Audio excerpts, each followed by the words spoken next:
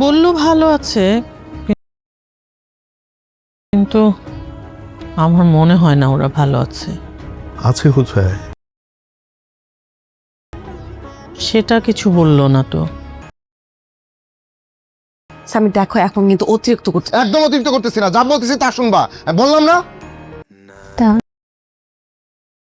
আজকে একটু বেশি কাছে থাকো, কারণ যদি দূরত্ব আসে আজকে সময়টা মনে রাখো।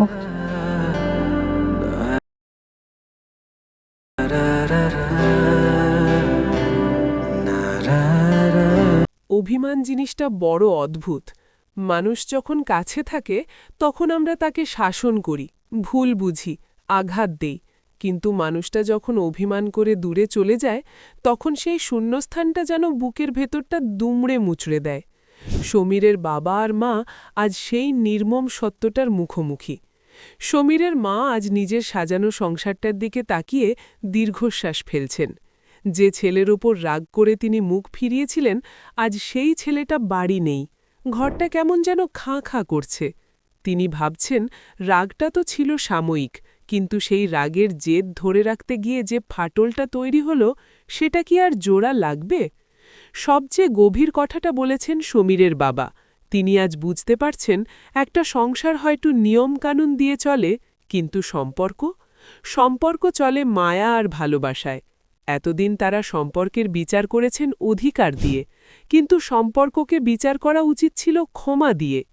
আমাদের সমাজে বাবা মায়েরা অনেক সময় ভাবেন সন্তানকে শাসন করাই বুঝি একমাত্র দায়িত্ব, কিন্তু সেই শাসন যখন সন্তানের দম বন্ধ করে দেয়, তখন যে পাখিটা খাঁচা ভেঙে উড়ে যায় তাকে ফেরানোর সাধ্য কি আর থাকে?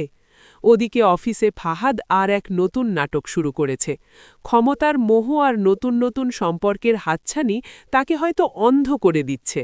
সায়রা অন্ধের মতো বিশ্বাস করে যাচ্ছে স্বামীকে, কিন্তু অফিসের পলিটিক্স আর ফাহাদের মতিগতি খুব একটা সুবিধের মনে হচ্ছে না। যেখানে এক ভাই সংসারের হাল ধরতে পথে নেমেছে, সেখানে আরেক ভাই হয়তো সব থেকেও সব হারানোর পথে। তবুও সমীরের মায়ের আশা ওরা ফিরে আসবে, কিন্তু ফেরার জন্য যে শুধু ওদের ফিরলেই হবে না, বাবা মাকেও যে বদলাতে হবে, এই সত্যটা উপলব্ধি করতে কি খুব দেরি হয়ে গেল? অনেকেই জিজ্ঞেস করছিলেন পরবর্তী পর্বটি কোথায় পাব। এই ভিডিও শেষে আমি আপনাদেরকে বলে রাখি পরবর্তী পর্ব আপনারা কোথায় পাবেন। খুব শীঘ্রই পরবর্তী পর্ব আপলোড করা হবে সিনেমাওয়ালা চ্যানেলে।